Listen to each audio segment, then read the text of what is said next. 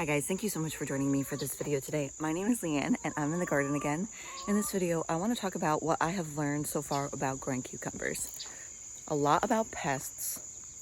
This year more than last year, I learned more about pests, which you learn more every single year, right? If you want to be kept in the loop with my garden adventures, then hit the subscribe button and the notification bell and you'll be notified whenever I upload something new. Cucumbers are part of the cucurbit family, which includes like some squash, some melons, and I think pumpkins. Pumpkins might be, not all pumpkins, but I've had a lot of fun growing them. Cucumbers have male and female flowers, same as squash, pumpkin, and melons. And because they have male and female flowers, they don't self-pollinate like things like nightshades, which are tomatoes, peppers. It just means that the pollen, like the male and female pollen in the nightshade family, it's in the same flower. So you just need to shake the flower in order for that pollen to get to where it needs to go to set the fruit in the flower. For cucurbits, you have separate male and female flowers. And let me show you what those look like. You can tell them apart because the female flowers have a baby fruit, like at the base of the flower. And the male flowers do not. Ooh, hello, Mr. Bee, or Mrs. Bee. I think the worker bees are all female. Don't quote me on that. It's like such a happy thing.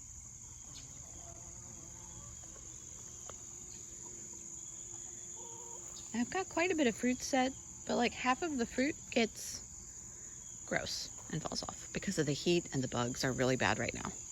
So you can see my cucumber vines don't look the best, but they're all right. Not horrible. My loofah's all the way over here too. Looks like we have another cucumber over here that I can pick. Now this is a pollination issue. So that just means that the flower, I guess, didn't get fully pollinated. Oh, look, there's a worm trying to eat its way into my cucumber. Let's give this one to the chickens. Hey, girls.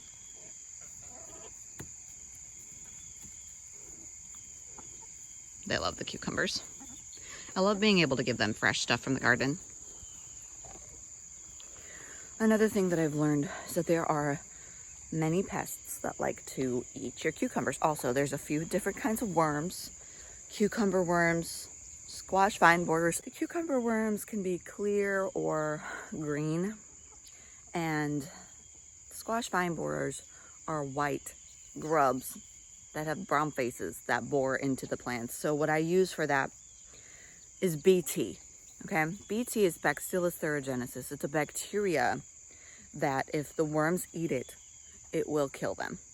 So as far as like how, say that it just makes the worm not able to digest anymore, so they starve. Some say that it makes them like explode, or like it eats their flesh, like it's a flesh-eating bacteria that eats worm flesh. Disgusting. But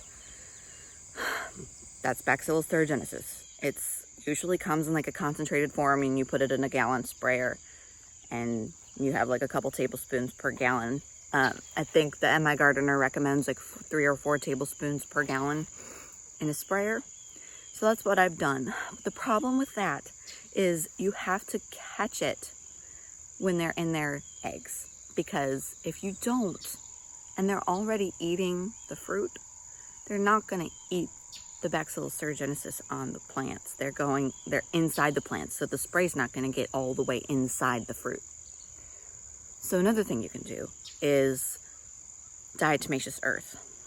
That will help it kind of stop the life cycle of the moths from laying eggs, because if it gets on the moths, it'll cause them to shed their exoskeleton.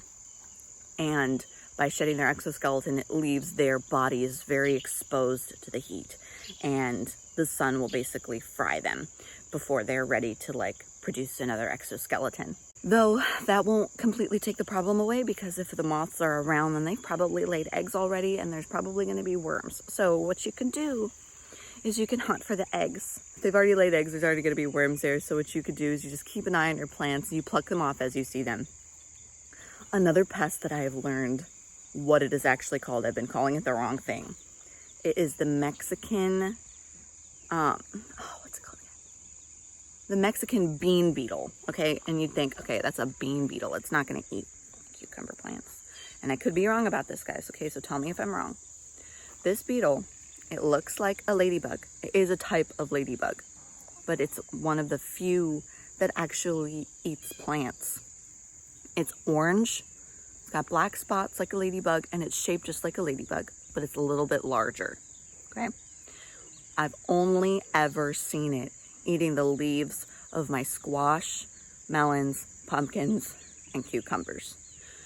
And recently, I have found it in the pupa stage, where it looks like a little yellow grub, like a bright yellow grub with black spikes sticking out of it.